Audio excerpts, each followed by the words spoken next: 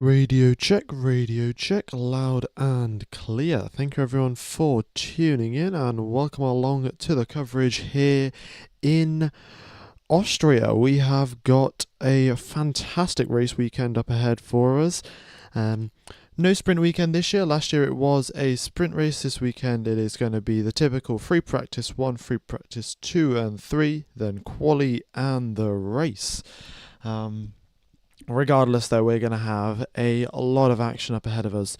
We had a fantastic race out in Canada with George Russell taking the win after Lando Norris and Oscar Piastri had a little bit of a collision. And Kimi Antonelli got his first podium as well. It was a great race out in Canada. 2 weekends later, we are here in Austria, Spielberg. Yesterday, there was a huge thunderstorm, and the track got absolutely soaked. However, the weather indicates a 20% chance of rain or a 15% chance of rain for the majority of today, and the same for tomorrow. So it's looking unlikely that we'll get some rain, but I will keep you posted on the situation. And yeah, a lot to look forward to. Okay, a couple of other things to run through then. First thing, George Russell's contract. Oh, also the other thing, folks, have you watched the new Formula One movie? Because I have watched it. I'm not gonna, put out any spoilers or anything like that in case you guys haven't watched it. But do let me know in the chat if you have watched it, because I quite enjoyed it. It wasn't the most accurate thing in the world, let's be totally honest, but I still quite enjoyed it. No, there is no sprint race this weekend. It is free practice 1, free practice 2, and free practice 3.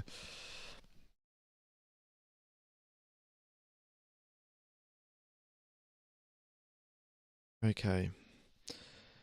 So we've got to talk about George Russell's contract, how Oscar Piastri and Lando Norris are going to be dealing with the next couple of races, what's going to be going on at the McLaren team, who's going to be getting priority, is anyone going to be getting priority? Yeah. Hello, Marvero121. Looking forward with the Red Bull updates, should bring Max up to mark. Yeah, Red Bull do hope to bring some upgrades this weekend. They'll be bringing upgrades this weekend, then they'll be refining the upgrades for Silverstone. And yeah, we'll be excited to see how that works. But they are bringing upgrades, and that should, in theory, make them quicker. Now, we don't always know if that works or not, but in the past, Red Bull upgrades haven't been the most reliable thing in the world. Sometimes they haven't actually worked out very well, and they've made the car slower. So we'll have to wait and see. The teams will do some pretty thorough analysis before they confirm that before they use the upgrade package in the race. Final upgrades as well, potentially, yeah. It might be the final set of upgrades for the season because, well, with 2026 around the corner, there's going to be a lot of development work and a lot of energy and time that has to be focused on 2026, and the teams aren't going to be spending that much time on the 2025 cars. So maybe we will see one or two more upgrade packages, but I think for now it is we're coming to the end of the upgrade cycle for this year. Who's leading the championship so far? Well, currently we have got Oscar Piastri, the leader of the championship, 198 points, with Lando Norris in 176. So that is a 22-point gap between Oscar Piastri and Lando Norris. Max Verstappen down in third position with 155 points, and George Russell, in fact, sneaking up on him in fourth place, 136 points for George Russell. So, Verstappen is closer to Russell in fourth place than he is to Piastri up in first, and he's got his work cut out, hasn't he?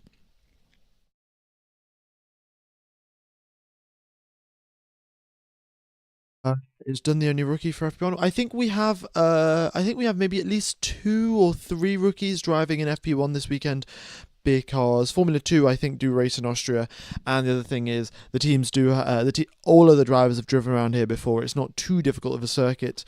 There are, of course, its complexities, but on the whole, the drivers cope pretty well with this circuit, so they can afford to give up 1 hour of practice time to the rookies. I don't think Red Bull will be giving it up because they will have an upgrade package to figure out if it works or not. So maybe they'll hold off for using a rookie this weekend, but I will keep you posted on who the rookies are. I have seen a couple of news articles. We'll be having some rookies for sure. Haven't got a total list though. Who is your favorite driver? My favorite driver is Seb Vettel. Yeah. Ferrari upgrade. I haven't heard anything about a Ferrari upgrade, but maybe we will have one. I'll look through the upgrade sort of upgrade list once we get the live data coming through. Is the F1 movie good or average to watch? I would say it's pretty good.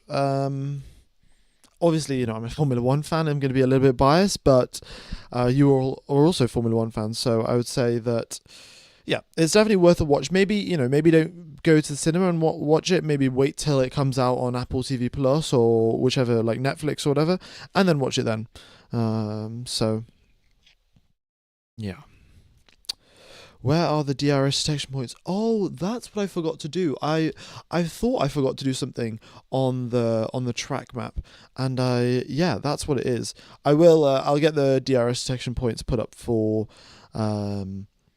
free practice too, but I'll just let you know verbally where they are.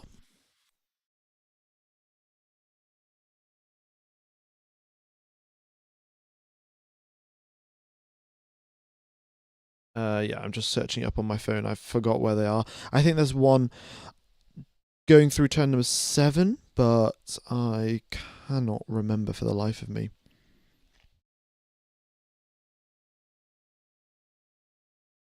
Yeah, so we have a DRS detection point on the. Oh, sorry, not turn 7. There's a DRS detection point at turn number 9 on the exit of 9. So let me just show you on the track. On the exit of Rint corner. So you got a DRS detection point here, and we also have another DRS detection point at the end of the braking zone over here. So 2 DRS detection points this weekend. So my friend know nothing about F1, watched the movie, and they still really liked it. Yeah, no, I think the point of the movie was not to be just for F1 fans. Obviously, it's just for the general population, and that's why you get a little bit of ridiculous things like fireworks flying on the track when there's never fireworks flying on the track unless it's the last lap of the race and you get the driver in first positions coming across the start finish line. But it was a really good movie, I would say. The green lines are the DRS detection points. The circuit is clockwise. The British Grand Prix is next weekend out in Silverstone. We got back-to-back races, double header. First race, this weekend, of course, Austria. Next weekend is Silverstone.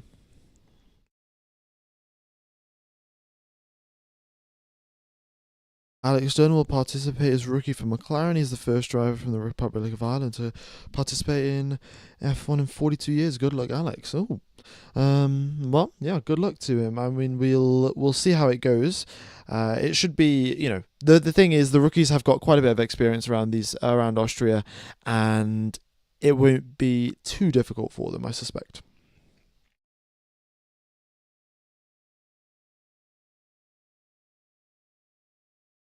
Do you like Silverstone? Yeah, Silverstone's a fantastic circuit. Don't see why you wouldn't like it. I heard there's an F1 2015 physics crash. Oh yeah, physics is not a real thing in movies. Let's be real. In all sort of sports movies, in like sci-fi movies, physics isn't real. Like you just do whatever looks cool. What do the red lines mean? The red lines mean where the sector points start and finish. So you've got sector 1 ending at the first red line, and then you've got sector 2 ending at the second red line.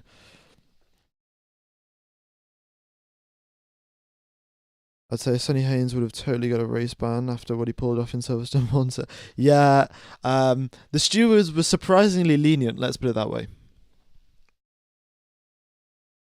What's your favourite F1 circuit? Mine's Spa. I've got to go either Suzuka or Interlagos. Those are one of those two.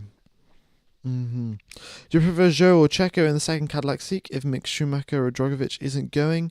Well, I don't really know. I think Bottas should be one of the Cadillac drivers, and then maybe they'll get an American driver, maybe they won't. If they don't get an American driver, then maybe I think Checo would be good to have him back in the sport. Zhou as well, maybe. Like, Zhou never really did that badly. Yes, he was a little bit back from Valtteri Bottas, but Bottas was a very quick, Bottas not was, still is a very quick driver. So I wouldn't say Zhou deserves a little bit more of time in Formula One. Let's put it that way, I think.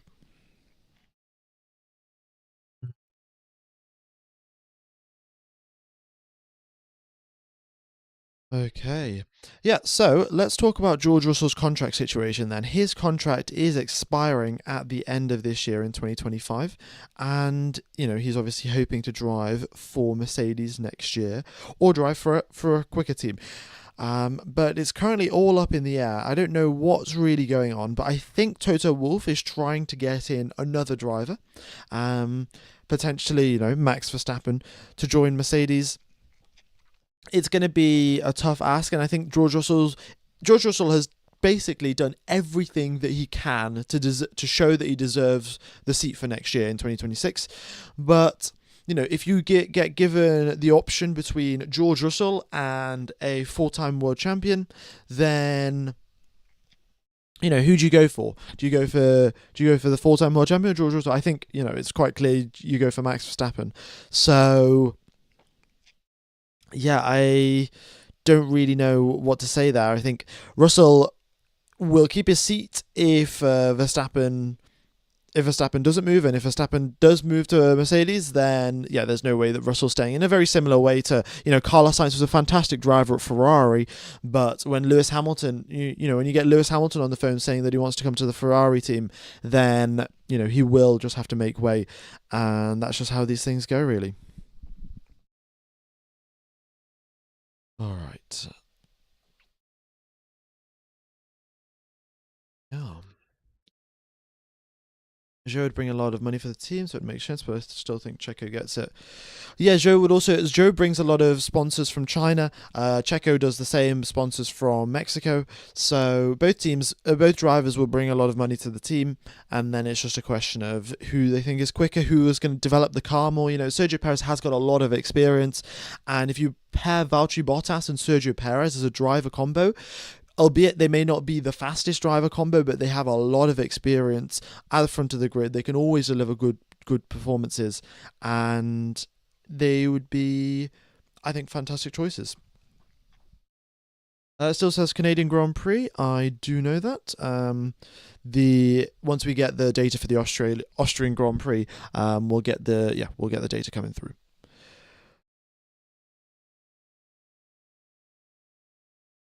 Is Zhou driving in any other competition? I think Zhou took part in the 24 Hours of Le Mans, but apart from that, he's a Ferrari test driver. Yeah. What are my predictions for Austria? I think we're going to have an incredible race. That's going to be the first thing, because we've got these three big DRS zones which always produce fantastic action, and I predict that we're going to have a three-way fight for at least 10 laps between Verstappen, Piastri, and Norris. That's my prediction for this weekend, because Verstappen should be bringing upgrades. Red Bull should be bringing upgrades, which should help them out.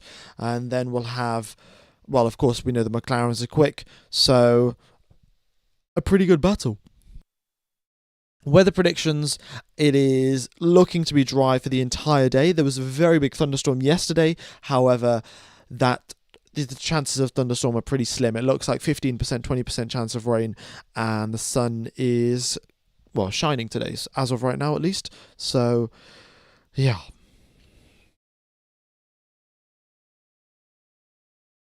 Hello, folks. Hello. Thanks, everyone, for tuning in. We've got 1,000 people already tuned into live stream. That's very much appreciated. Also, folks, if you haven't hit the like button, be sure to do so. It really does help out the channel, especially at the start of live stream, start of race weekends.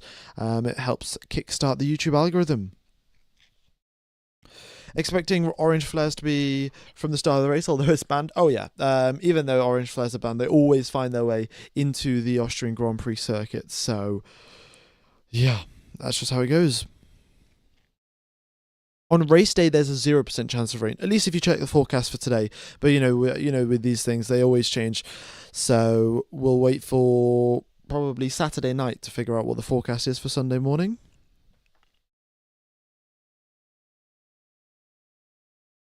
I think Red Bull got the advantage due to the high-speed corners in the straights. This is called the Verstappen ring. Yeah, Verstappen has won here 4 times, actually. Oh, no, sorry. He's won here 5 times. So, yeah, 5 times. Every single time that Red Bull has won at the Red Bull ring, Max Verstappen has been driving the car. Pretty interesting stat. Can I donate from Russia? Yeah. Don't feel like you have to donate, though, guys. Surfshark is paying me here and there, and apart from that, I don't really need the money. So just enjoy the coverage. Hit the like button; very much is appreciated. Who will replace Leclerc for free practice 1? I'm yet to find out. They'll release the information shortly. It should come through in around 4 minutes and 15 seconds when we're 10 minutes away from the start of the session.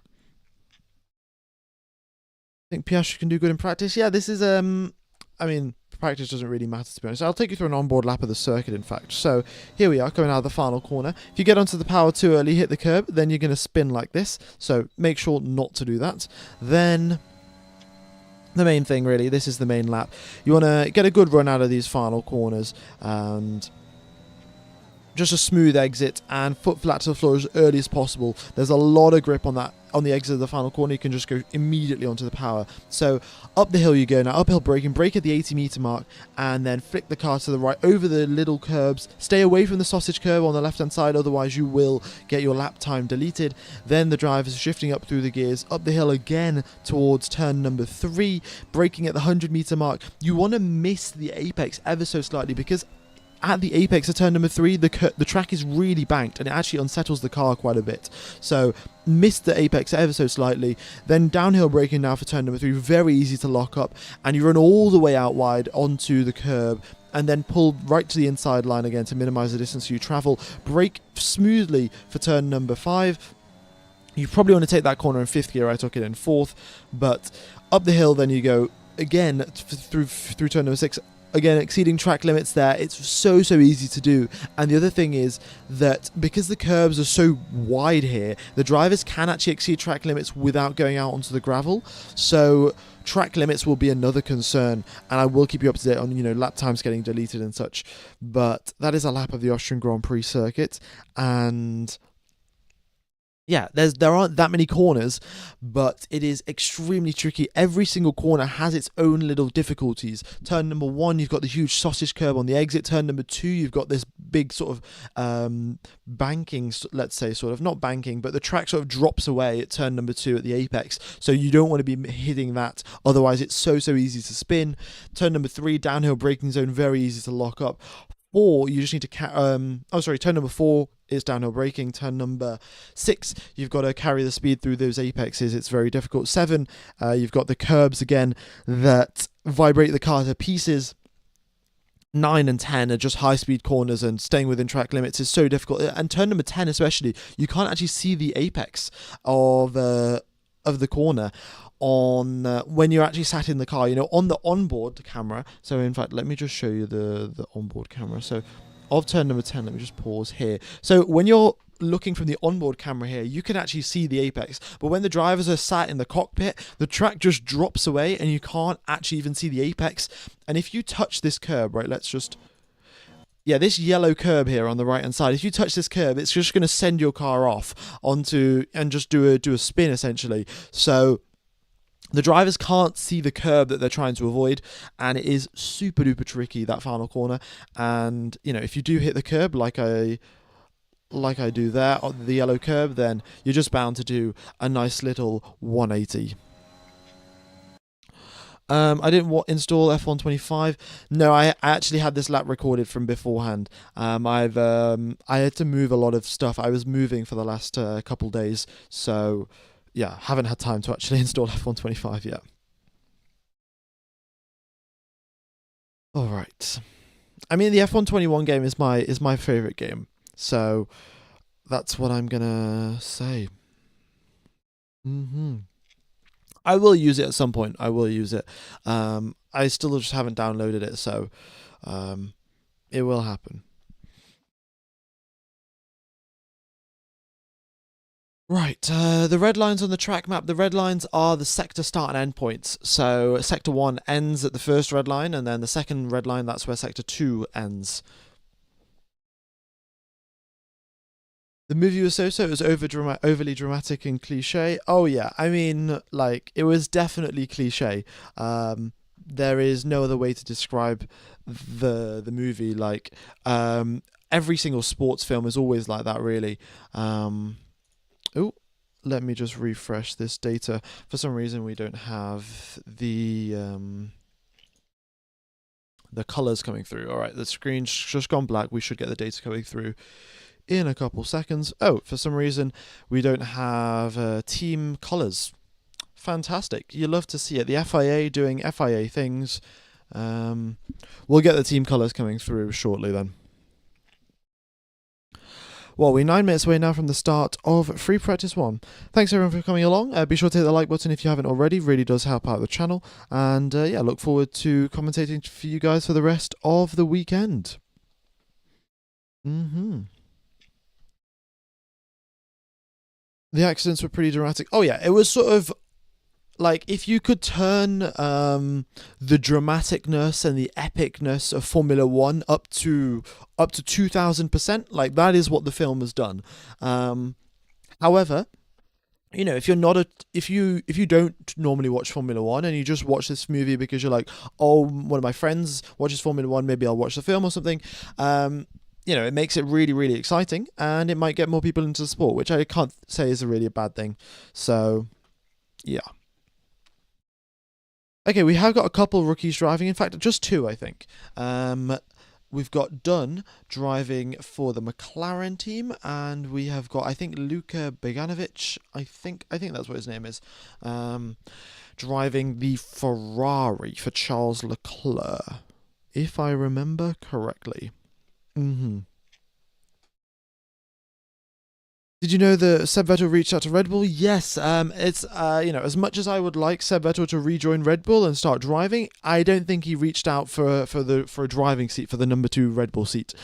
He probably reached out for more sort of a advisory managerial role at the Red Bull team, very similar to what Helmut Marko is doing right now. He is part of, like, the advising board, and he manages the driver academy, and I think Seb Vettel could do something similar to that. You know, he's got a lot of experience in the sport. I'm sure that he'd be a great fit. Sports films have no realistic commentary. Yeah, well, you had Crofty commentating in the F1 movies, so who knows. The movies cater to the general public, not just the fans. It's funny to see the diplomacy of the drivers. Yeah, I mean, yeah, the movies definitely cater to the general public, but I still enjoyed it. You know, like, going into the film, you can't really go in expecting the most accurate depiction of Formula One, but you can, you know, you'll have a nice 2.5 hours or however long the movie is.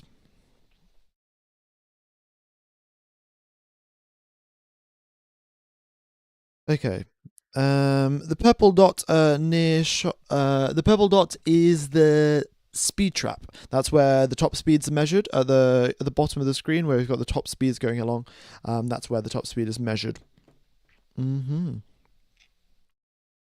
can't be as chaotic as Marko. Oh no, for sure. I think if Vettel came in and replaced Marko, it would be a net positive for the Red Bull team.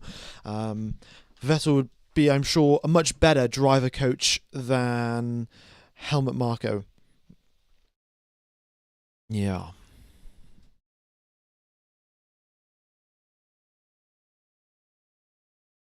Did anyone else get into the races as if they were real? Oh yeah, I think um the action scenes, I've got to say, were pretty cool though. Like, yes, they weren't accurate, but they were still very cool. And you can't really deny that.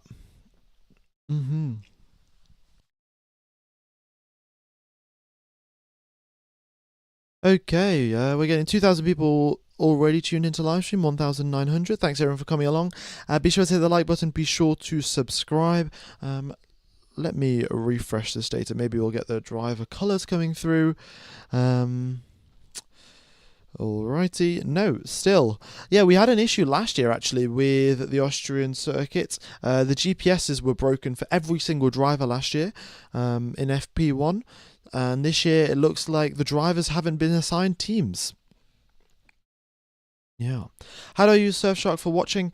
So you get Surfshark using the link in the description. You join an Austrian VPN server and then you search ORF onto Google. That's O for Oscar, R for Race, F for Ferrari. You log in, you make an account, and then you can watch the Formula One coverage.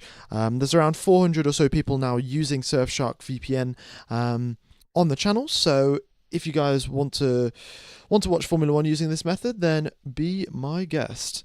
And if it doesn't work for whatever reason, you can always get a refund. All right. Yeah. All right. I don't know why it says yellow flag, but we'll get that sorted out shortly. Oh, let me. This is the Canadian Grand Prix data. Let me get rid of that. And let me. This is. Oh, we've got the driver colours coming through as well then. There we go. All right, fantastic.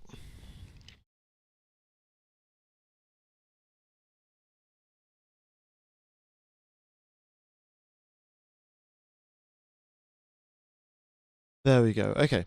Everything is now set up. We're 3 minutes away from the start of the session. And yeah, here we go then. Let me know what you think is going to happen. Are we going to have any of the rookies crash? I mean, we've just got two, one driving for McLaren, one driving for Ferrari.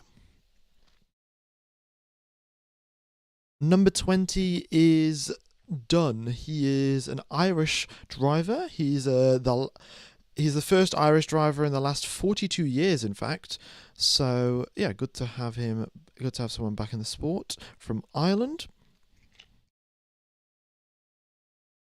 And just some talks of upgrades here. So Mercedes have brought some small tweaks here and there to increase the amount of cooling that they get on their car. Red Bull are running some upgrades for their home Grand Prix, some changes for their floor. And McLaren also have some more changes to their front suspension.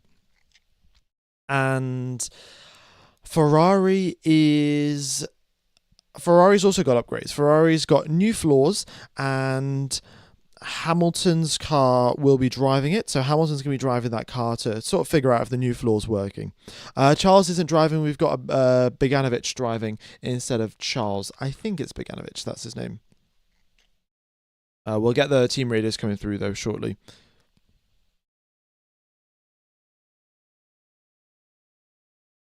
Okay. Norris is taking a break from this practice session, folks. We've got a rookie driving for him instead. Is in FP1, and yeah, Norris will be back in FP2. Oh, it's Dino Beganovic. Okay, never mind. Apologies. Ferrari F2 driver. Morning, brother. Nice to hear your commentary and insight. Should be a good weekend. Indeed, it should. We should have, well, 3 DRS zones here. Always makes things very exciting. We got drivers already lining up at the end of the pit lane. Is that, yeah, we got one of the McLarens coming out, one of the Ferraris as well. Let's see. Hamilton's out at the end of the pit lane, and Dunn is also out at the end of the pit lane. No Lindblad in FP1. Yeah, I thought it was. I thought Lindblad would be driving actually, but apparently not.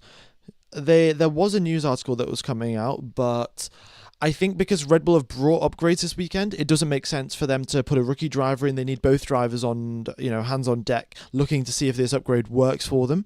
So, yeah, I think that's why they decided not to have Lindblad drive this weekend.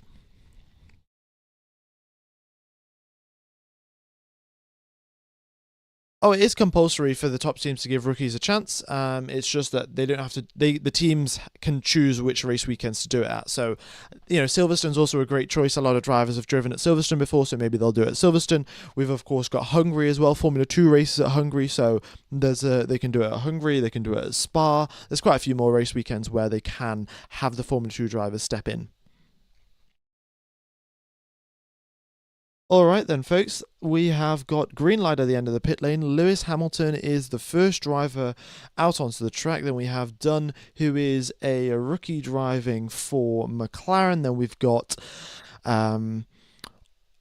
Esteban Ocon out, and then we've got Dino Beganovic, a Formula 2 driver from Prema. He's in the Ferrari Driver Academy. He's also driving the Ferrari. Antonelli comes out, so does Colapinto, Hulkenberg as well. We've got loads of drivers coming out right at the start of the session, which is good to see.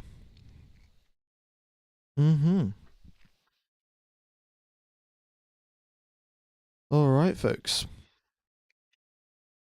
Yeah. Oh, the data really is offset, folks. The data is just going to freeze for about 10 seconds. I just need to get everything synced up with the coverage that I'm watching. So just apologies for the little freeze in data. It'll be back in... Oh, I don't know why it says quali starts in 000. I guess I forgot to change that. Okay. Yeah, we've got pretty much all of the drivers coming out right at the start of this session to do an install lap, get everything working. And track temperature 42 degrees, wind, it's kind of windy actually, 10 kilometers per hour of wind. And then we've got air temperature of 24 degrees. McLaren, Alexander Dunn is the name of the rookie, car number 89, driving for McLaren. And he's got an aero rake on his car. He's gathering some data for the team on the new suspension tweaks that they have brought this weekend. McLaren brought some tweaks to their suspension where they have got, they expect to be driving a little bit quicker with the new suspension changes. And then we'll also have Red Bull with floor changes, Ferrari with a big floor upgrade. So a lot of different changes this weekend. Yeah, nice weather out in Austria. Not too sunny as of now, which means that the track temperature is going to remain fairly low at 42 rather than go all the way up to 50 or something. But yeah.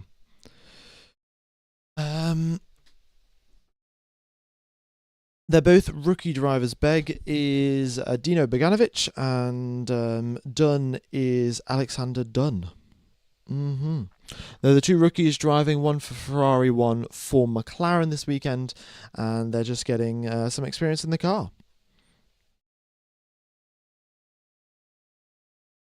Okay.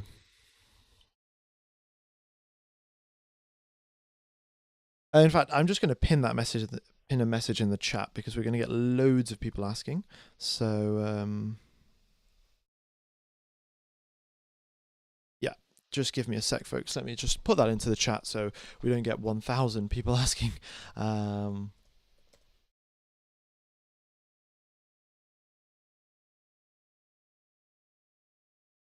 right. Pin message. Fantastic. Okay. Yeah, so Kimi Antonelli, first driver not first driver at a time, is currently up in first position though, a 1:08.3. He got his first podium 2 weekends ago out in Canada. He'll be looking to continue on with some good form. We get Lance Stroll across the line on 1:07 and Lash's pole time on 1:04. So we're about 3 seconds off Lash's pole time. The track's got a lot of rubbering in to do with the fact that it rained super heavily yesterday. We're going to have a lot of rubbering in, a lot of track evolution, especially in free practice 1 and 2. It'll die down a little bit towards free practice 3 and quali. All right. Verstappen purple in the first sector. He is no slouch. He just comes straight out onto the circuit and has immediately started pushing, which is good to see. They'll be looking to see if the upgrades are actually working or not. And all right, let me show you an onboard lap of this circuit then. Let me just make it a little bit smaller so you can... Okay. Yeah, you don't want to crash out of the final corner. as I just did there, which you can crash quite easily actually just by hitting the curb on the final corner. On the inside curb, there's a little sausage curb that will just trip you up and you get a spin. But if you avoid that nicely, onto the main straight, quite a short DRS zone. The driver's just shifting up through the gears. DRS open, 8th gear, braking at the 80-meter mark here. Touch the curb on the inside and then run over the red and white curb. You don't want to be touching the yellow curb. That's the sausage curb. It's going to lose you quite a bit of lap time. Up the hill now towards turn number 2. Miss the apex ever so slightly. It's actually quicker to miss the apex because there's a steep gradient change on the apex of the corner, so if you miss that then you can actually get a lot better traction.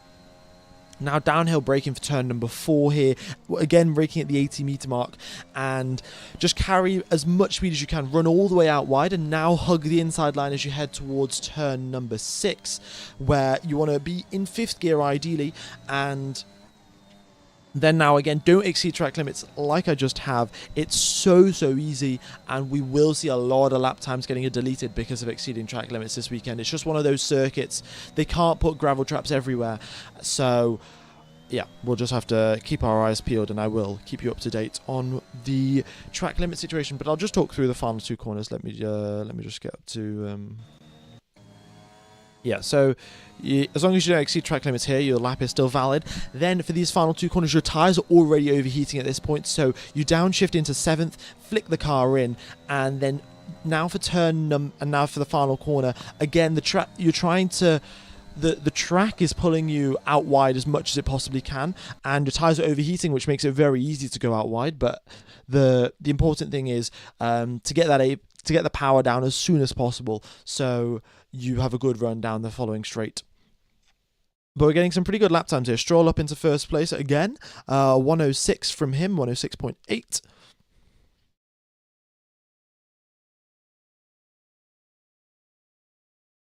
All right, and then we have Alonso in second place. Oh, look at this. Aston Martin 1-2, total domination. 1-2 in free practice, 1-2 in qualifying, 1-2 in the race. Total domination. If you guys know that reference, then congratulations to you. But pretty good laps here from the Aston Martin crew. Stroll's doing this on mediums, Alonso's on hards, but only a 2/10 gap between the drivers. So I'm sure if Alonso was on medium, then he would end up ahead of Stroll.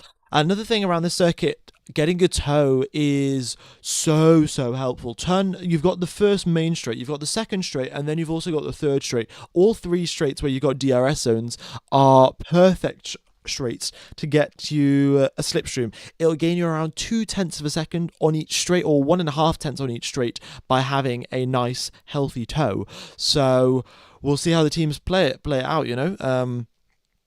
I again do think that if Tsunoda was to make it through into Q3, he should just be sacrificed essentially, and he should be sacrificed to give Verstappen a toe down the second straight. That's probably the longest flat out section. So I think Tsunoda should probably be sacrificed, give Verstappen a big old toe through that straight, and help him on his way to pole position. Because let's be honest, Tsunoda isn't going to be fighting for the championship, isn't going to be fighting for race wins.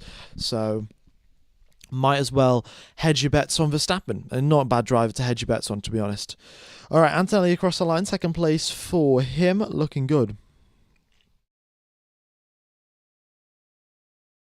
Done is said as I don't know, Duna? Okay. I will double check. But yeah, I guess it's Irish, so the pronunciation might be different. F1 Gamer 2021 Abu Dhabi was tough. Maybe it happens again with Max and Oscar. I mean, maybe it does. Who knows? It's tough to say. We're still a long way away from that. All right, we've got Russell up into first position there, 0.3 clear of Lance Stroll, and he's on hard tyres as well as George Russell. So looking good there from the British driver. Okay, Lindblad's going to be taking part in Silverstone, that makes sense. No sprint weekend here in Austria. I think we do have a sprint at Spa, maybe.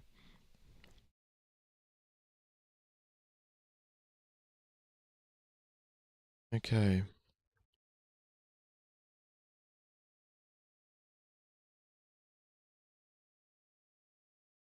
All right. F1 Gamer, it's pronounced done. I don't know what the other guy's on. Okay, fair enough then. I guess it is. Guess it is pronounced that. Where is the DRS point for the first long straight? The DRS detection point, there is one on the exit of turn number 9. I forgot to actually put this on the track map when I was making it this morning, but I'll show you. So there's a DRS detection point just here where Alonso is about to enter. There's the DRS detection point for the first DRS zone and the second DRS zone, and then at the end of this straight here, just at the end, so when the DRS zone finishes, that's where the next detection point is for this third DRS zone, sorry. Yeah. So it's some drivers will be playing cat and mouse. Some drivers, will brake slightly early going into turn number 3 to give the other driver to get DRS for themselves. But we'll wait and see how it goes. Do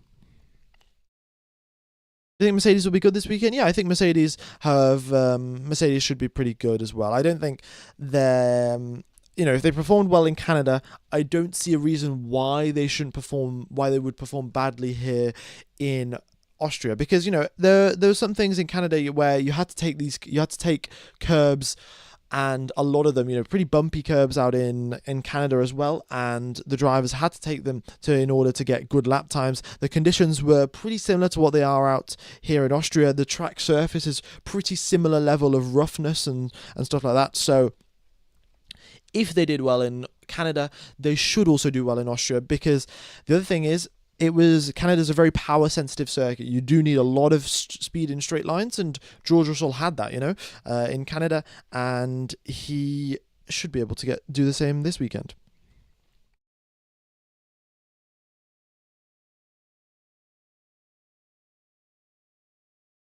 Alright, we got 5,000 people tuning into the live stream. Thanks everyone for tuning in, folks. Hope you guys are enjoying the coverage. Look forward to commentating to you guys for the rest of the weekend. We've got 48 minutes left of this session, and currently up in first position we have got George Russell. No incidents as of yet, a couple of drivers locking up here and there, but that is to be expected here in Spielberg. It's just how things go. It's you got huge braking zones, very heavy braking zones, and because of that, we will have drivers locking up here and there.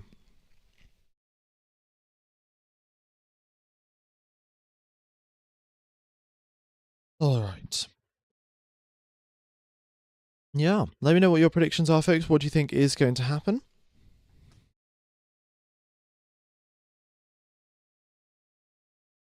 Red Bull needs to put more downforce for Verstappen. I mean, maybe, but then if they put on more downforce for Verstappen, then they also have less top speed. So I guess we shall see. Going through the speed traps though, the quickest Verstappen has gone is 311 kilometers per hour, 311, and yeah. Everyone is sort of in the same region. Nobody's significantly faster, nobody's significantly slower. As you can see, we have got 308 for the Saubers in 13th and 14th, of 307 for Sainz, which is surprising. The Williams are normally pretty slippery in a straight line, but they'll be getting their setups dialed in really. And then Hamilton, of course, 294, and Dunn as well in 269. They've not used DRS, or they just haven't gone full attack. But yeah, the quickest that we've seen is 311, and we've got Stroll at 311, and then all of the drivers down from 1st to 7th or 8th are all at 311 kilometers per hour through the speed trap. So top speeds are fairly similar for now, but as the setups sort of vary, then some differences will arise. All right, Russell is still in first, and we've got Antonelli improves up into second. So 1-2 for Mercedes. They're on hard tyres as well, which is very surprising. Hard tyres, and they're lapping very, very well. Who got pole here last year? It was Max Verstappen with a lap time of a 1:04.314. So we're not even that far off last year's pole time, really. We're 2 seconds off? Yeah, just under 2 seconds off last year's pole time.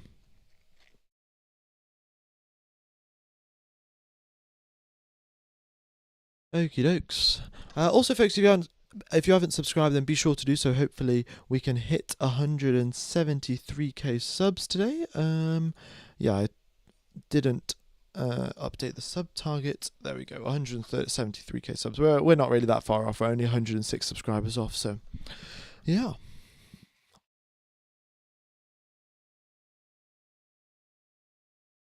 Do we think we'll see a sub 1 minute run, or is that a bit too extreme? Oh, it's definitely a bit too extreme. A sub 1 minute run.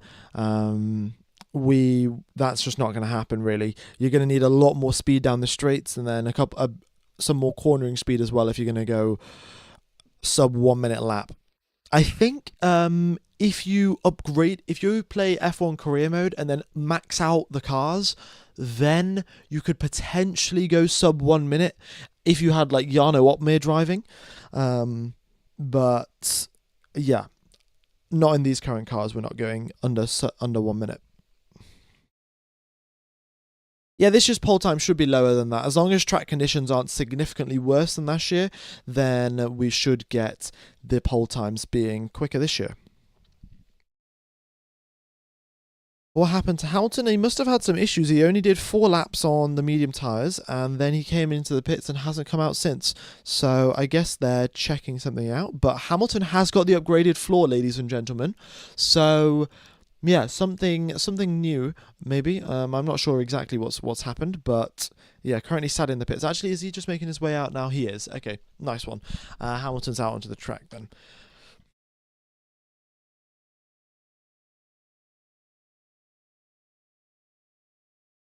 Okay, yeah.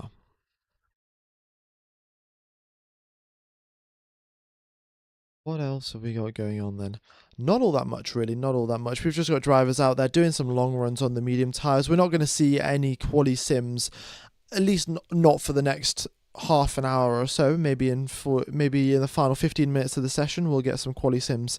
But for now, it is going to be long tyre runs for the drivers to get some, the teams to get some data, really. That's the important one, for them to get some data on how the tyres are wearing out and what grip levels that they can expect at different tyre temperatures.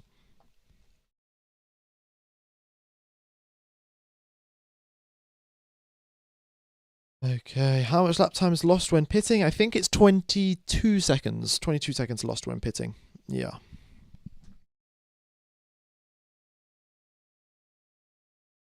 Okay.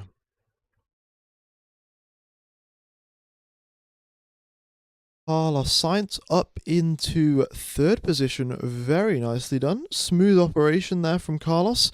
Verstappen just pips him, goes slightly quicker, half a tenth quicker, in fact. Tsunoda having some issues there, brakes really poor. Yeah, we had Verstappen complaining about brake issues last weekend. Now we got Tsunoda complaining about brake issues.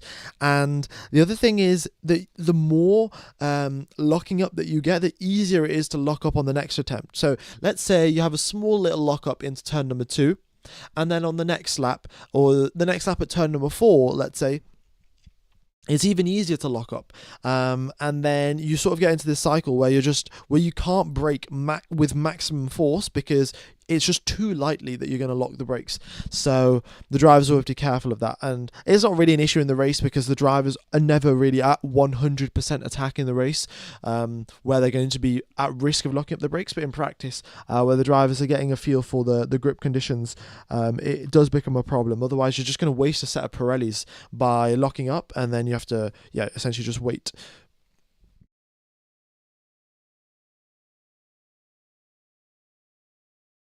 Hamilton, I'm going to lose an outer I love you elite AI interpretation. Yeah, I mean, I think the problem with the interpretation of all of these team radios is that there's so much static in the background of these team radio messages.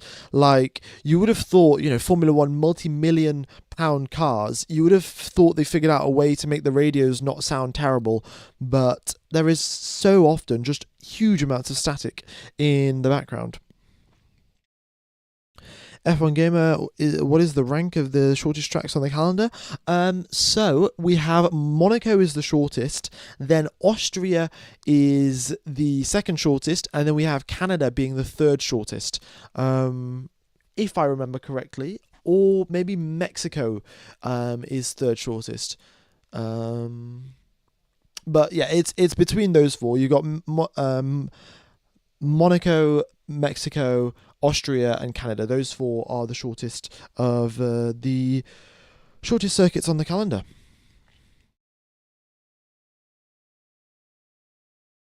ORF is not working with the VPN. Maybe try Service TV then. Yeah, it's because the race is in Austria. It should be on both, I think, on Service TV and in Austria on and ORF. Sorry. Oh, Brazil's also shorter as well. Okay, yeah. Oh yeah, Brazil, because we have 78 laps of racing around Brazil. All right. Oh, issue with the gearbox for Lewis Hamilton. All right. Well, he's coming into the pits then. Not ideal for Lewis. That might have been the issue that they were looking at before. But Hamilton crawls back to the pits and an issue for the gearbox for him, and that might be the end of his session. Really, we'll see. It depends how long it takes them to resolve the issues. The lap record I think his last year's pole time, a 104.3. I don't think we ever went any quicker in Formula One cars. So yeah.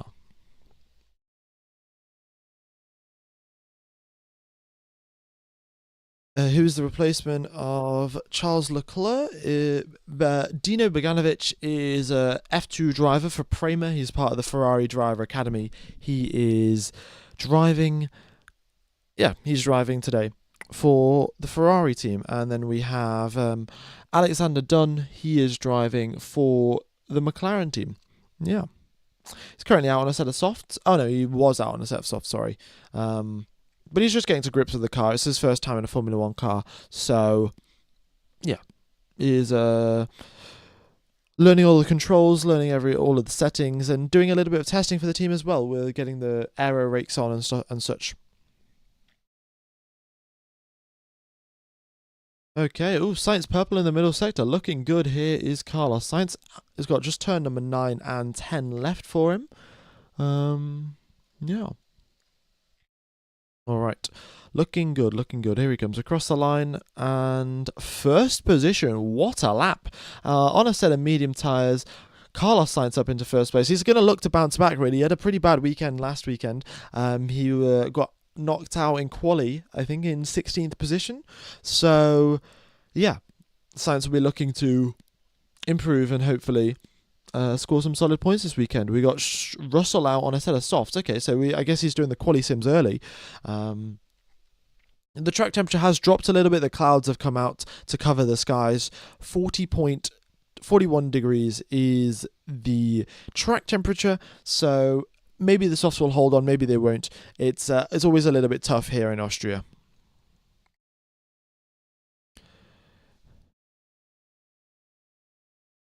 There is no sprint race this weekend, folks. There was a sprint race last year out here in Austria, but this year, I think the sprint race has been pushed to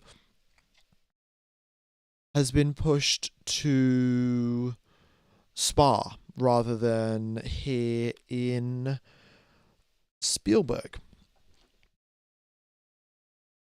Yeah. All right.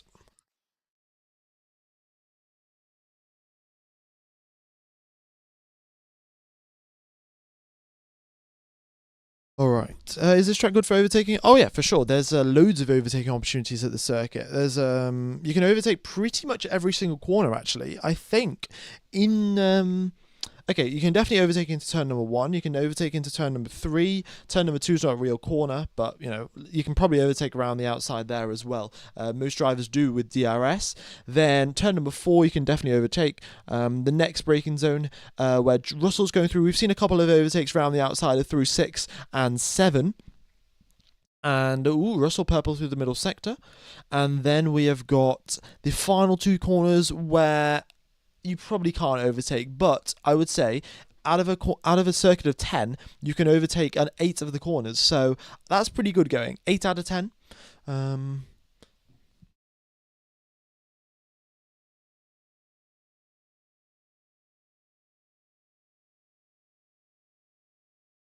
Okay. Pretty sure the Spa sprint is 11 laps. Fair. 11? Normally it's 30%, right? 30% of race distance, or 33%, and Spa is normally 42 laps, so a third of that would be 14 laps, surely. But maybe it's different. I don't know. I'm not remembering correctly.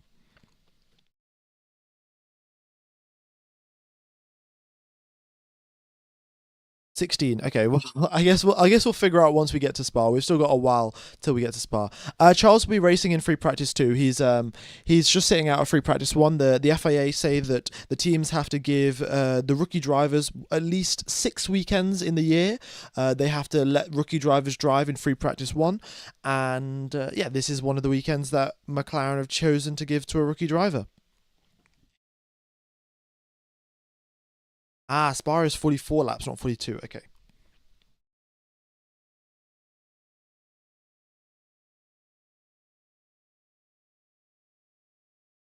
Only two left-handers dampen the right even more. Yeah, that's the other thing. You've only got two left-handers, but the thing is, it balances it out because the two left-handers that you do have are reasonably high speed. 6 and 7. They take a lot of wear out the tires. The drivers are going through there all the way on the limit of grip, so you get even wear. It's not like some other circuits where the left-hand side of the car gets left-hand side tires get worn out so much more than the right-hand side. If you think to Spain, the front left gets worn out so much more than the front right, but here in Austria it's fairly even.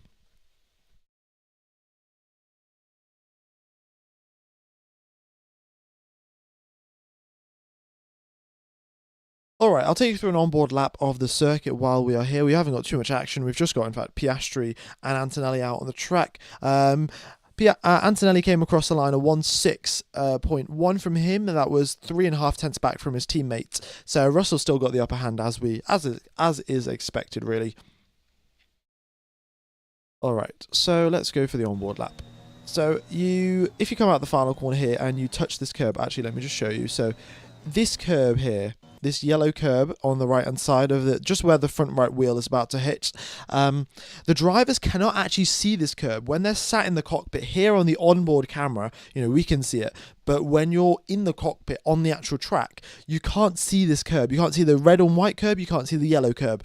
And if the drivers do touch it and they get onto the power subsequently, as you can see there, my throttle setting, if I just increase the size of this, at the bottom right, you can see the throttle setting just to the right of the speed there. And I'm on the power already, 60% power, as I'm hitting the apex. And if you get onto the power there, you will just spin. So it's very tricky, that final corner. In fact, the final corner is called the Red Bull Mobile. I don't know why it's called that. I couldn't fit it up onto the screen, but the final corner is called the Red Bull Mobile, which is a fun fact for you guys. You come onto the main straight though, and you go up the hill, braking at the 80-meter mark here, braking uphill as well, so the drivers are onto the brakes, downshifting now, through the gears, through towards fourth gear. You hit this apex here. This yellow curb does send you off a little bit to the left-hand side, but you gain quite a bit of time by actually cutting the corner and opening up the radius of the corner, so it's quite optimal actually to cut this apex a little bit and take the hit on the curb. You will unsettle the car a little bit, but you gain lap time overall, so it's alright. Then you go on to this curve here. You've got a little bit of gravel on the exit, so the drivers will be wary of that, and they don't want to be, of course, driving over the gravel. It's going to cost them a lot of lap time. And if you do exceed track limits, you will lose lap time here. You will get your lap time deleted as well.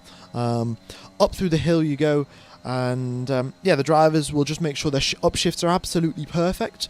Then now you're braking at the 100-meter mark, straight line braking, huge braking zone from 8th gear all the way down into 2nd. The drivers shift the brake balance forward a little bit as well, and now you can actually miss this apex a little bit. You don't want to touch the apex exactly because there's a very sudden change of gradient at the apex itself. So if you miss the apex ever so slightly, then you can actually gain more lap time, and the throttle application and the traction that you get on the exit of that corner is much better if you miss the apex.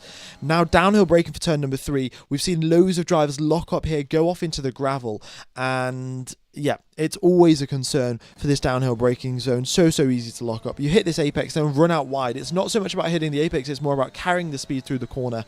And then you head towards turn number 6. You want to be going in 5th gear here, ideally. I was in 4th gear, which was a bit of a mistake.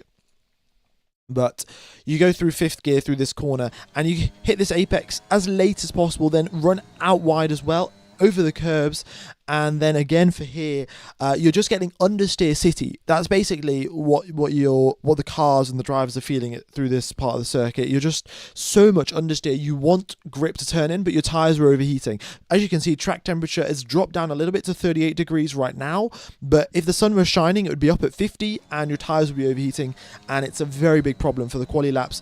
Again, very easy to exceed track limits, and drivers will get their lap time deleted if they do. And then you've got the final two corners. You've got Rindt corner here, named after Austria's Formula 1. I think it's Jochen Rindt, I think. I can't remember. But he was a Ferrari driver. I also think, I think that's a Ferrari driver. My memory is very hazy. I mean, you've driven Formula 1 a long time ago. But this corner, downshift into 7th, flick the car in, and you want to be very, very smooth. You don't want to tap the brakes as late as possible. You want to be smooth onto the brakes, not unsettle the car too much. And then, again, you can't really see, if you were a driver, you wouldn't actually be able to see this apex, but you'll have some reference points where you use those reference points, hit those apexes nicely, and then you come out onto the final, the main straight, and that is a lap of Austria, folks. Hope you enjoyed a little bit more of a detailed look at a lap rather than just quickly running through it. And now we've got all of the drivers back out onto the track as well. Fantastic. Everyone out on soft tyres as well for the second half of this session. So let me know, who do you think is going to come out on top with these soft tyre runs? Bortoletto's put together a fantastic lap, so has Nico Hülkenberg, and now we've got a bunch of drivers out on a fresh set of softs, weaving left and right, getting those brake temperatures up, getting those tyre temperatures up before they go for a full run. Can I watch free practice on Service TV in Austria? Indeed you can. Just use the link in the description. Oh, we got a yellow Fernando Alonso. A yellow flag. What is going on here? Double yellow now for Alonso. Has he crashed coming out of the final corner? My footage is a little bit delayed, and oh no, Alonso's got going again. He must have just been a spin or something. What are the team radio messages saying to Alonso? No, nothing. They were pretty standard radio messages just saying, oh, Hadjar's behind in 4 seconds or whatever. So, who knows? It is ORF this weekend, but I think so. Oh, yeah, Alonso spun. It's ORF this weekend. If Service TV isn't working, it's ORF. O for Oscar, R for race, F for Ferrari. If you Google that, then you'll be able to watch the coverage. Verstappen, 314 kilometers per hour through the speed trap there, and doesn't improve his lap time overall because he has to back out of the final sector. We got Albon across the line. That is 6th position there for Alex Albon. Very nicely done. Yeah, spin for Fernando Alonso, not ideal. As you know, just as he was getting onto the power, we've got a replay here. His tyres got a little bit cold as he was waiting for other drivers to go by him. And then he started his flying lap. Onto the power he goes, and just an instant spin, really. The tyres just weren't up to temperature. There's not much else that you can do, and he comes over the radio saying, that was the worst outlap we can do, good to do it in FP1. So, yeah, there we go. I think the teams do this. They do test out different sort of outlap procedures. Oh, which corner should we push out? Which corner should we do burnouts out? Which corner should we warm up the brakes? Which corner should we warm up the rears? Things like that. And they'll have different combinations and different procedures, and they'll test out a couple to see which one's the best. And yeah, clearly the one that Alonso was using was not the best. And now he's starting his flying lap. We'll see what he can do. Sonoda improves across the line up into 10th place. Good job from him. All right. Also, folks, if you have any of the like button, be sure to do so. Very much is appreciated. If you haven't subscribed as well, be sure to do that. Hopefully, we can hit 173k subs. We are, 61 subs away? Yeah, 61 subs away. All right, then. So we've had quite a few laps then. We got George Gasly improves up into 2nd. We got, who else? We got Lawson up in 7th position. Then we have got Ooh, Alexander Dunn improves up into 12th place on a set of medium tyres as well, on a set of hard tyres actually. Pretty good lap there from the Formula 2 rookie. And yeah, Oscar Piastri's out on a fresh set of softs now. He's on a out lap. Let's see what he can do. Yeah, Sonoda finally ahead of Verstappen. Yeah, I mean, that's of course after after Verstappen had a mistake on his previous flying lap and had to back out of it. All right. Yeah, we got 6,000 people tuning in. Thanks everyone for tuning in. Hope you guys are enjoying the coverage. Look forward to commentating to you guys for the rest of the race weekend. Very much is appreciated, everyone, for tuning in. And yeah, be sure to hit the like button, be sure to subscribe. And if you guys are interested in watching the Formula 1 coverage for free, or well, not for free, for $2 a month, there's a link in the description. You get Surfshark VPN, you join an Austrian VPN server, you search ORF onto Google, and then you enjoy the Formula 1 coverage. It doesn't just work for the Austrian Grand Prix, it works for all of the Grand Prix. It just happens to be we're in Austria this weekend. Yeah, so if you guys do want to watch it, then that's the way to do it. All right.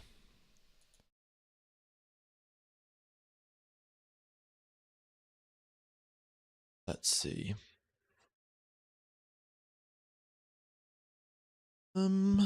What else have we got going on then? We've got Hamilton still out on mediums. Actually, no, Hamilton's not out on mediums. Hamilton's still in the pits. So, yeah, Hamilton's gearbox issue has relegated him into the pit lane for quite a while now. We'll see if he can come out and get those issues resolved. Oh, Piastri up across the line. Second place for him. 10th and a half back from George Russell. Good lap there from Oscar Piastri. And yeah, he lost half a tenth in the final sector, half a tenth in the... yeah, he lost half a tenth in each sector, basically. Half a tenth down sector 1, 2, and 3. And that is how he ended up 1.5 tenths back from George Russell.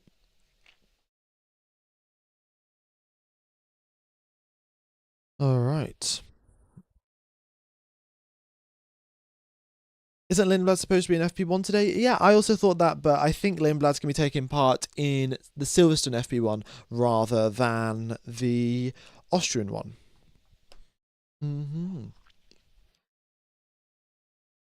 Okay, we have got 23 minutes left of the session. We've got Oscar Piastri out with some Flovis on his car.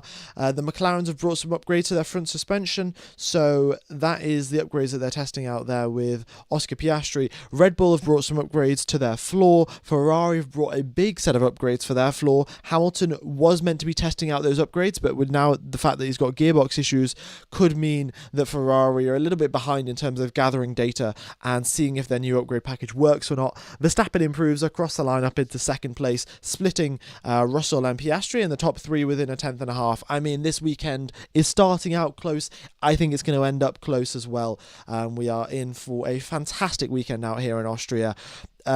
Just the lap times are always so close here. Of course, that's helped by the fact the circuit is quite short.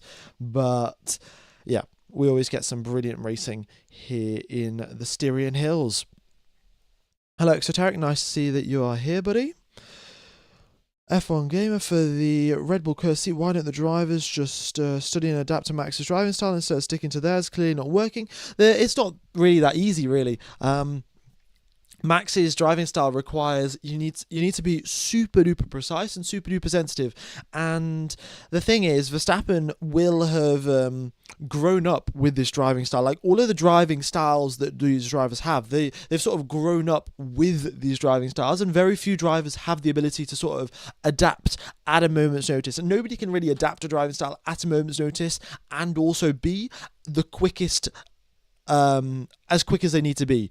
But so every driver will have their preference, and then if they have to deviate from their preference, then they're going to be a little bit slower. So yeah, I mean, if you have an entire off season to prepare, then you know we've seen in the past Alonso has changed his driving styles for different cars. You know, in the Renault, he would have a totally different driving style to what he would have at the Ferrari when he was in those different stages of his career, and he will have spent the entire off season sort of preparing himself to change driving style. But it's not just a sort of a setting that you change on the steering wheel. Like you change the driving style and then it's job done. Just say Max is a freak of nature. I mean, this thing, he's trained with, you know, the thing is, Verstappen's dad is a Formula One driver. He raced against Michael Schumacher, and Schumacher had a very similar thing. He was super duper precise and super duper smooth, which meant that the car was always oversteering if you were to have Schumacher's setup. And the average driver gets in the car and they're like, oh my god, the car oversteers so much.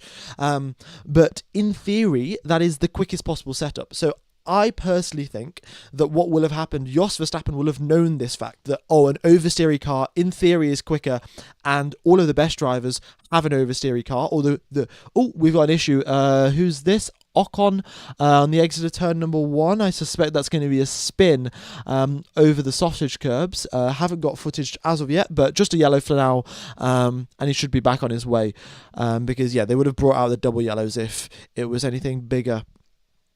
But yeah, Ocon looks to be moving again. So what was I saying? Yeah, Jos Verstappen will have known that this oversteery setup is the best way to go. And then I think when Max Verstappen was in his sort of junior career, Jos Verstappen will have sort of pushed him towards that direction and said, you have to drive with this kind of setup, it's always the best. And then Verstappen, as a child, got used to it. And then, of course, as he gets older, it just becomes a habit, really. It's nature. Yeah, it was a spin there for a lock-up for Ocon and then going off into the escape road. All right, the Alexander Dunn is driving in place of Lando Norris for free practice 1. Norris will be back in free practice 2, but he's a rookie driver from Formula 2. He's from Ireland, actually, and he is taking part with the McLaren team for free practice 1.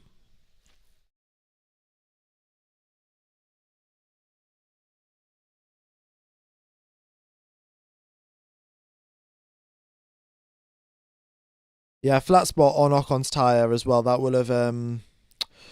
So yeah, he's just going to crawl back to the pits essentially, because when you have a flat spot on your car, that also creates a lot of vibrations when you're driving along at speed. You know, if you've got a sort of a flat section on your wheel as you're driving along, causes huge vibrations, and because of that, the Ocon's just crawling back now. Maybe it will have sort of worn out. Maybe he will have put on a fresh set of tyres. We'll see. He's going to try another hot lap by the looks of it. Yeah. Oh, also, folks, I do have a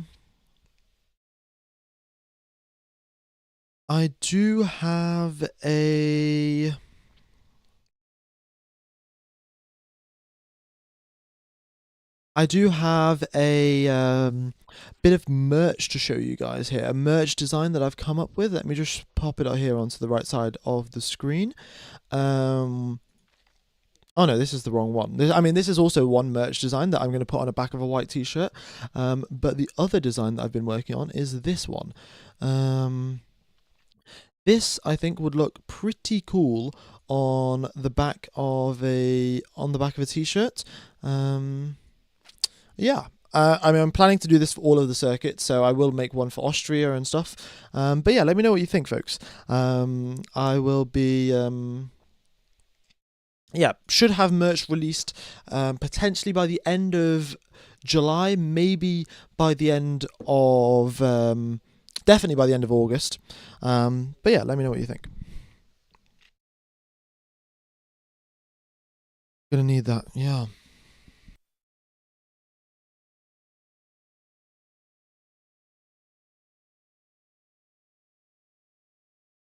All right. We've got 16 minutes left of the session here, folks, and we have got currently George Russell is up in first position. We've got Verstappen in second, he's half a tenth back, sorry, and then we've got Oscar Piastri 1.5 tenths back. The top three staying as they were from their initial hot laps. They're still continuing out on a used set of soft tyres, so their lap times aren't going to get much quicker now. But they are getting a feel for how these soft tyres wear out, which the teams will use for their strategy choices later in the week. On Sunday, really. The other thing is that we did see quite a lot of drivers use the hard tyres in free practice 1, so there is a chance for a two-stop race, and we could have even a soft, medium, hard tyre race, like the drivers using all three different compounds, because, yeah, I don't know.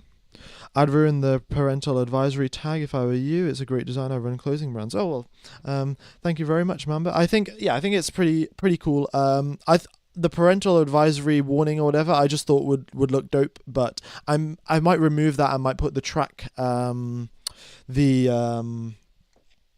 lap record time or something like that.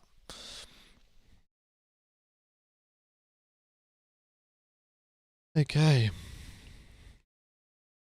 Good graphic. Okay. Well, glad that you guys enjoy glad that you guys think it's good.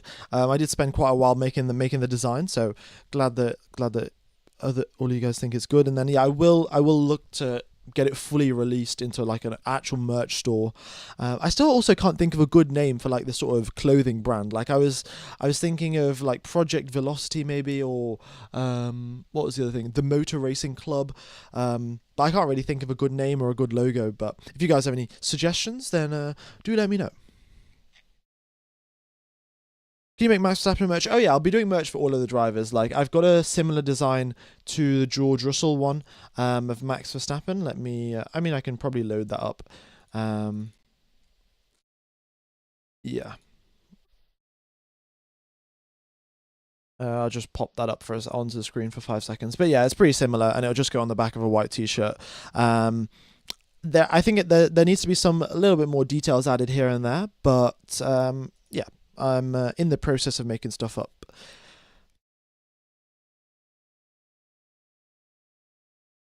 How's a rookie up in the top 5? He's just doing a fantastic job, really. And this is the thing. It's just these rookie drivers are really, really good. It's his first time in a Formula One car, and hooking together a really good lap. So, got to give him some credit.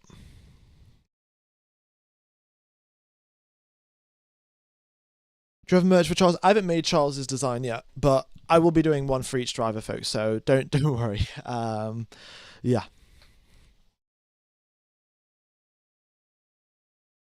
Okay. Also, folks, if you haven't hit the like button, be sure to do that. We are 36 subscribers, 33 subscribers away now from 173k subs. So if you guys are enjoying the coverage, be sure to hit the like button. Be sure to subscribe. Hopefully, we can make our way towards 173k.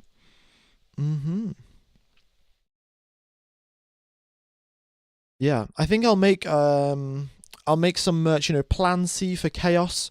If you guys get that reference, then I think that'd be some pretty good merch, and there'll be a smooth operator shirt as well. I've got some pretty good designs. Franz Hermann as well. Oh, Franz Hermann, that's got to be one. Yeah, I will do a Franz Hermann as well. Will you ship to India? I am looking into international shipping. It is quite a big headache to ship to every single country in the world. But I am currently in the process of looking into it. So, yeah, do bear with me, folks.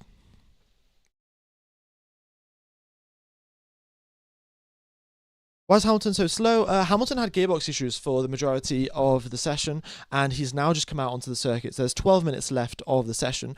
He's come out on a fresh set of soft, so we'll see what his lap time is going to be. He's got an upgraded floor. The Ferrari have brought an upgraded floor, so that should be that should help him out, hopefully. All right.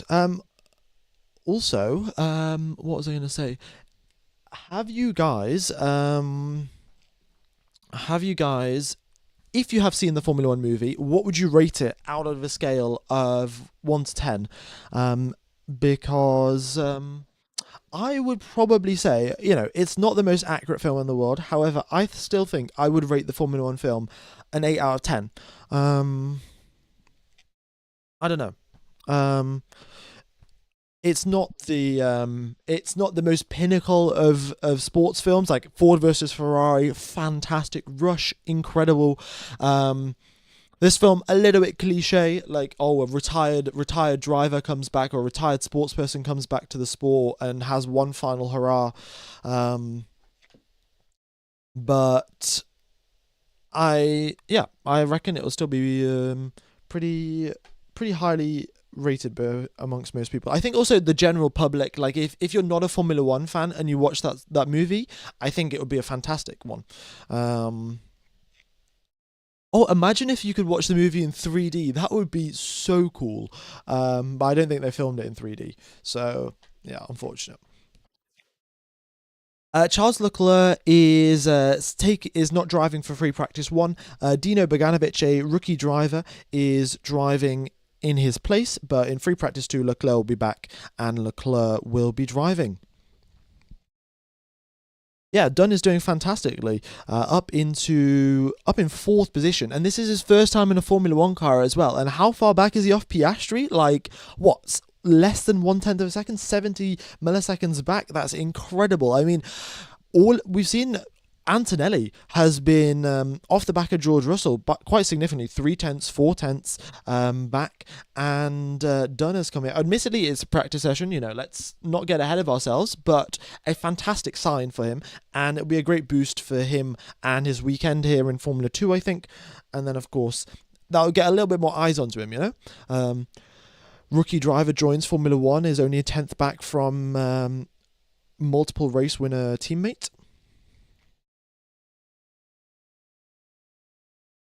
Dunn might replace Lando. I mean, I don't think that's going to happen, but maybe in the future. Oh, Russell comes over the radio. A few small raindrops. I'm not going to believe George Russell until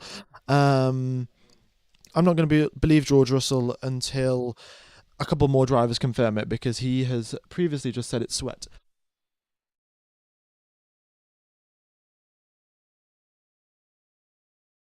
All right.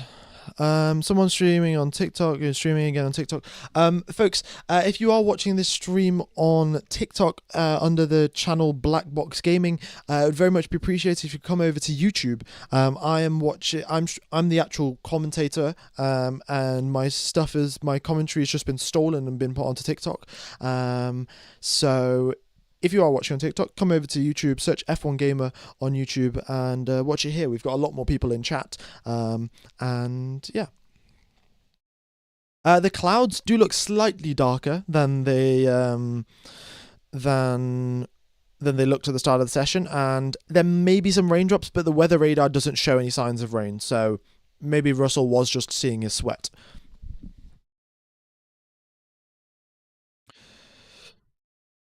We could get rain though. We could get rain. I mean, there's there was like, if you look at the forecast for Spielberg, it still says a thunderstorm warning. Like, the weather's a little bit unpredictable, and it's at a 15% chance of rain today.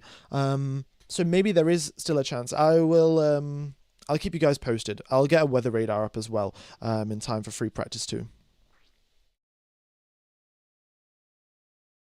All right, Hamilton improves though up into ninth place on his soft tyre run, and a 106.1 from him. He's still 5/10 back from George Russell, but not too shabby considering he was sat in the pit lane for half of the session. Sunday will be heavy thunderstorms. I don't think so. When I checked the weather this morning, it said there was no rain on Sunday, but these things always keep changing. So, yeah. Oh, Piastri also says it's raining turns 3 and 4, very light. Okay, so very, very light amounts of rain. And they come over the radio to Oscar to say, we do not expect more than light drops, Oscar. We do not expect anything more. So fair enough. All right, I shall take you through an onboard lap of the circuit. So here we go then. Let me just zoom out a little bit more.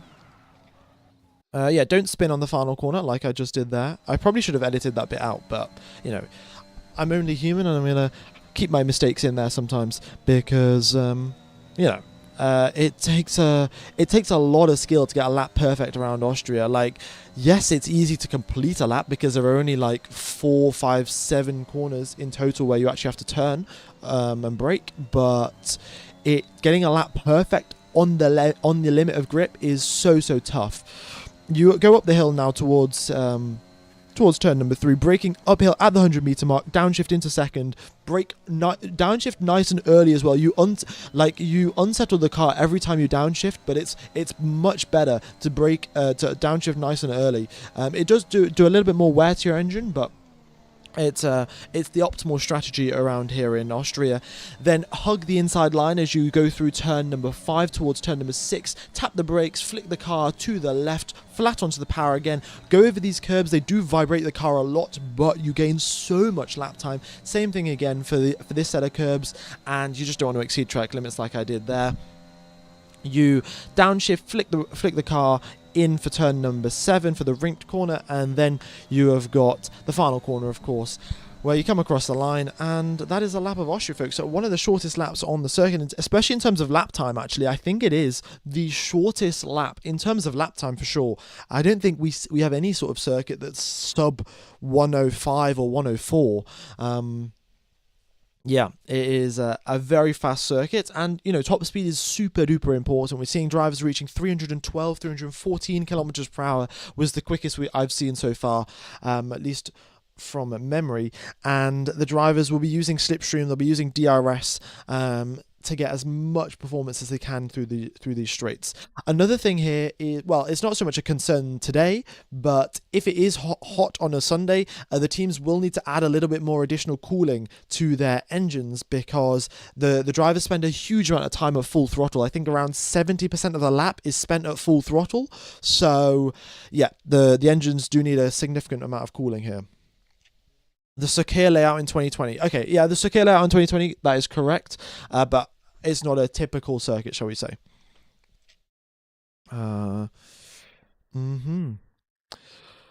Alright, folks, we're 10 subscribers away from 173k. If you haven't hit the subscribe button, be sure to do so. Very much is appreciated. We're also getting pretty close to 1,000 likes. That would be incredible if we could get 1,000 likes as well. Oh, Antonelli complaining about traffic. Yeah, this is the other thing. When you get short circuits, when you have all 20 cars out on track, then the issues with traffic are quite large. And especially at the final corner, because let's say in Canada, right? Canada, you had a chicane, you had a fairly big braking zone before the start of the lap. Like, you would go through the final Wall of Champions chicane, and then you would start your flying lap. But here in Austria, you haven't got any sort of major braking zones in the final third sector. You tap the brakes for turn number 9, you tap the brakes again for turn number 10. So it makes it very, very tricky to get out the way in time and also position your car correctly. So you don't compromise your own lap, but you also don't block anyone else. Like, it's a complicated thing, and maybe in Q1 we will see some drivers getting some grid penalties for blocking each other. But here in FP1, we've seen loads of drivers getting blocked, and yeah. Oh, we've just got a replay here. Fernando Alonso getting a bit of wheel spit, getting a snap of oversteer as he goes through turn number 1 on the tail of one of the Alpines, but then gets the overtake done immediately into turn number 3, sorry. So yeah, even if you get oversteer out of turn number 1, the DRS is super powerful along with the slipstream, and then getting the overtake done is not so much of an issue. Alright, we've hit our subscriber target. Thanks everyone for hitting the subscribe button, very much appreciated. Done his fastest in the high-speed corners. Indeed he is. I mean, he's just done a fantastic job, really. No fault, really. No mistake, nothing. He went out at the start, gathered some data for the team with the aero sensors and everything, and then he's come out and he's only 69 milliseconds behind Oscar Piastri, which is very nice indeed. Yeah. Alright, we will have free practice 2 in, 2.5 hours, folks? 2.5 hours for the start of free practice 2, so I look forward to seeing you then. We've got 2 minutes left of the session for now, but not too much going on. Everyone, as you can see, is on very, very worn tyres. We've got a good mix, though, of mediums, of hard and soft tyres, and yeah, just indicating, once again, that we will be having a very mixed up strategy on Sunday, potentially 2 stops, lots of action, and cannot complain really. And maybe we'll get some rain later in the day. The weather radar for now is suggesting no rain. Maybe later in the day something will happen, because the clouds are getting mysteriously ominous right now. They are super duper dark, and well, they're getting darker and darker, and yeah, but you can still see patches of blue sky here and there. Who knows, by free practice 2 we'll maybe have a full-on thunderstorm. Yesterday we did have a full-on thunderstorm. There was huge amounts of rain all over the circuit, and the FIA allowed the teams to close the garage doors, which typically they don't allow, but they did because of just the sheer amount of water falling onto the track. And maybe we'll have the same thing happen again today. FP2 is not tomorrow, folks. FP2 is in 2.5 hours, and then we'll have FP3 tomorrow and qualifying tomorrow as well. People will start calling Dunn better than Lando. Well, who knows? I don't know if Dunn has a history of crashing into his teammate, but Lando Norris doesn't really have a history of crashing into his teammate. He just made made a pretty glaringly huge mistake last weekend. Yeah, not great from him. He owned up to it. He dealt with it nicely, and he's just got to start with a fresh mind. Really, it's Formula One. As much as it is about being quick, a lot of it is mental strength, and you need the physical strength to actually be capable to drive the car for so long and flat out. But the mental strength is a thing that I guess Lando Norris needs to work on. At least that's what Nico Rosberg's been saying. He also had to do a lot of work on his mental strength back when he won his championship in 2016. But yeah. Alright folks, this is the end of free practice 2. Free practice 1, sorry. This is the end of free practice 1. I'm going to end the stream now. I'll take you over to the free practice 2 stream. If you could just hit the like button on the free practice 2 stream, that really helps out the channel. Very much is appreciated. And then I will, see you in 2 hours time. The stream will start in 2 hours. The free practice itself will start in 2.5 hours. Look forward to commentating to you guys and see you then. All right. It's been a pleasure commentating. Yeah, have a wonderful morning, day, afternoon, or evening, and I'll see you in 2 hours. Bye-bye, folks. Where is my mouse? Oh, here we go.